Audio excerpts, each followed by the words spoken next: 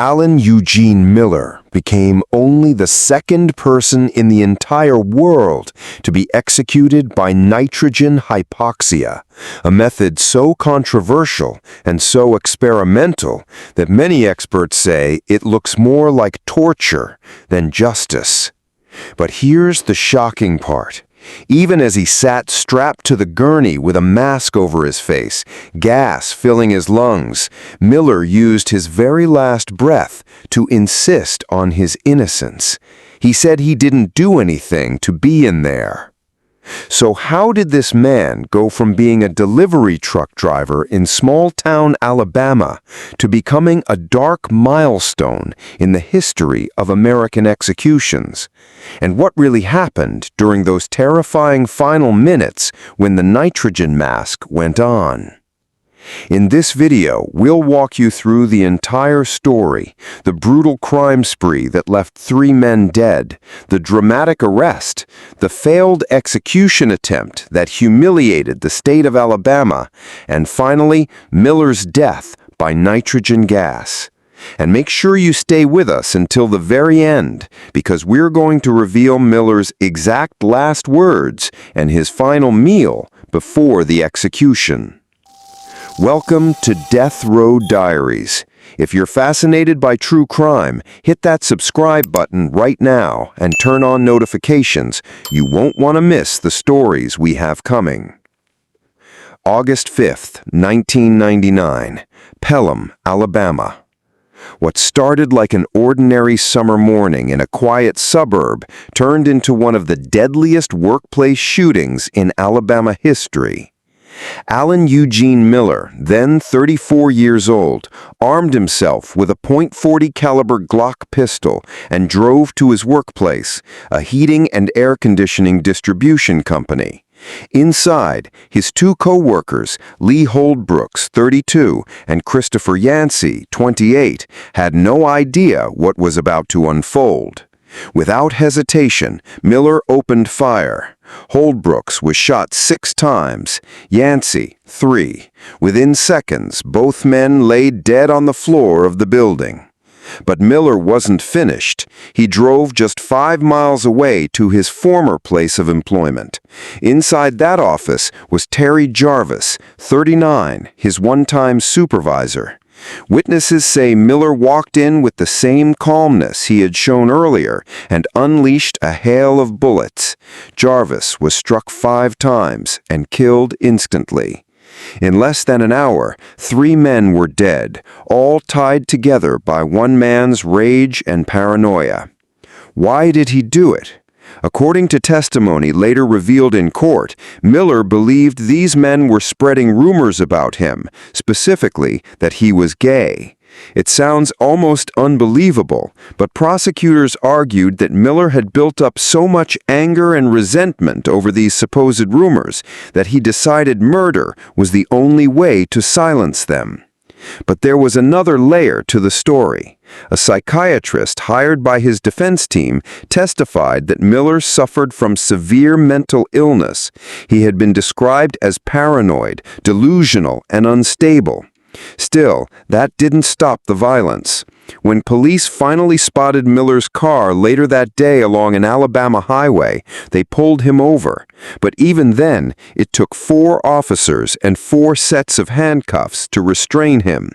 Witnesses said he fought with a kind of animal strength, unwilling to give himself up peacefully. Pelham, Alabama, a small town, was left shaken and horrified. And the man in the center of it all was about to face the most serious punishment the state could hand down. But Miller's courtroom battle was only the beginning. The shocking crime was followed by an equally dramatic fight for his life. In 2000, Alan Miller stood before an Alabama jury. The prosecution laid out the facts in grim detail. 3 dead men, each killed in cold blood with multiple gunshots. The motive, rumors about his sexuality, was seen as flimsy at best, absurd at worst. The defense pushed back hard. They brought in psychiatric evaluations that described Miller as deeply disturbed. He had been described as paranoid, delusional, and unstable. Still, that didn't stop the violence. They argued he wasn't of sound mind at the time of the killings. But in Alabama, especially in the late 1990s and early 2000s, sympathy for such a defense was rare. The jury didn't buy it. Miller was convicted of capital murder and sentenced to death. For years, his name faded from headlines. He became one of hundreds of men on death row, waiting as appeals worked their way through the courts. But as the years passed, something unexpected happened. Miller's case would soon become the center of a national debate, not over whether he was guilty, but over how the state of Alabama planned to kill him.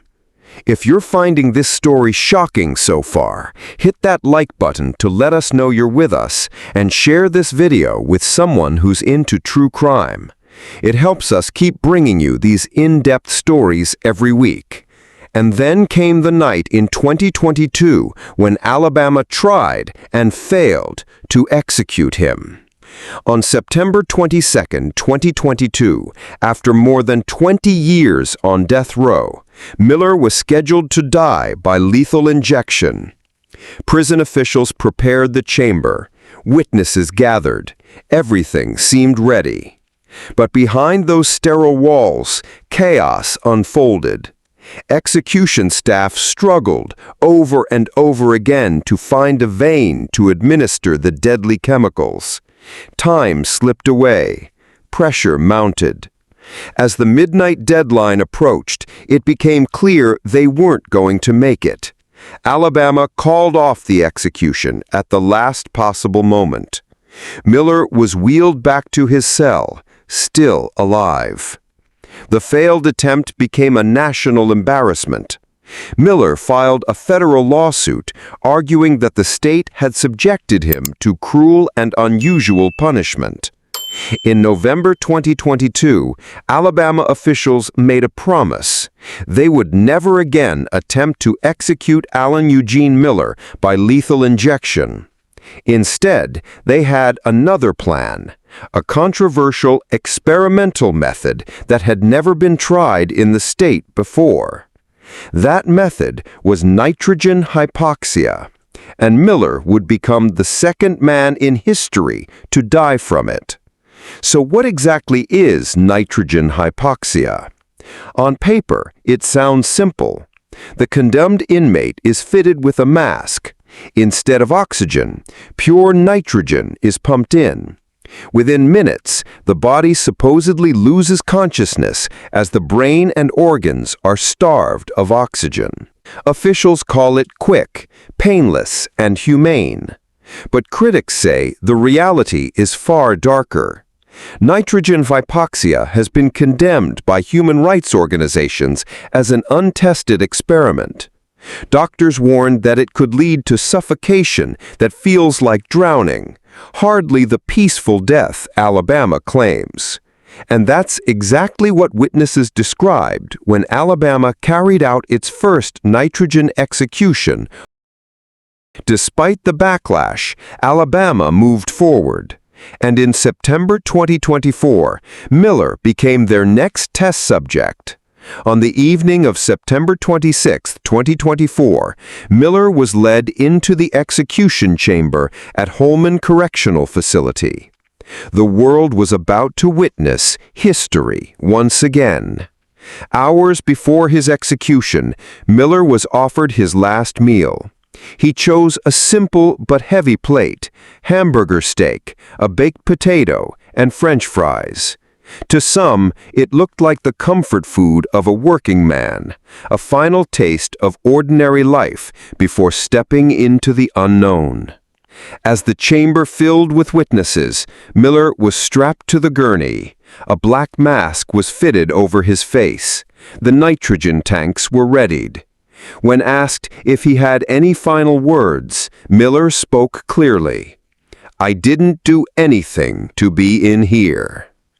It was a shocking claim from a man convicted of killing 3 people. Even in his final moment, he maintained his innocence. Then the nitrogen began to flow. Witnesses say Miller's body jerked violently for nearly 2 minutes. His chest heaved. He pulled at his restraints. After that, he spent 5 to 6 minutes gasping for air, making choking sounds that echoed through the chamber.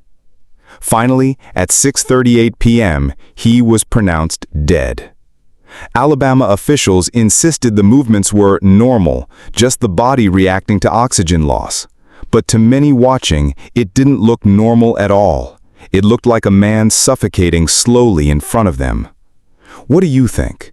Was this truly a humane method of execution, or was it cruel and unusual punishment? Drop your thoughts in the comments below. We want to hear your take on this case. But beyond the disturbing images, Miller's death marked a grim milestone for America. Alan Eugene Miller will not just be remembered for his brutal murders of 3 men in 1999, but for the shivering number he carried. He was the 1600th execution in the United States since capital punishment resumed in 1976. And he wasn't alone that week. His execution capped off a 7-day stretch in which 5 different men across the U.S. were put to death, the most in a single week since 2003. In South Carolina, Freddie Eugene Owens. In Missouri, Marcellus Williams. In Texas, Travis Mullis. And in Oklahoma, Emmanuel Littlejohn. Miller's death in Alabama was the grim finale a week that reminded Americans the death penalty is alive, well, and still controversial. And so, Alan Eugene Miller's story comes to a close, but not without leaving behind a haunting question. Alan Eugene Miller will forever be remembered for 2 things: the brutal murders of 3 men in 1999 and the disturbing way he left this world in 2024. His last words? "I didn't do anything to be in here." His last meal? A hamburger steak with potatoes and fries. And his final minutes, spent shaking, gasping, and suffocating under the mask of nitrogen gas. Was this justice served or justice distorted? Did Alabama prove nitrogen hypoxia is a more humane way to carry out executions? Or did Miller's death prove the exact opposite? That's for you to decide. Thanks for watching this episode of Death Row Diaries. If you want more stories like this, raw, unsettling, and real, make sure to subscribe and hit that notification bell so you don't miss what's coming next. And if you found this video eye-opening, give it a thumbs up. It helps more people discover these stories.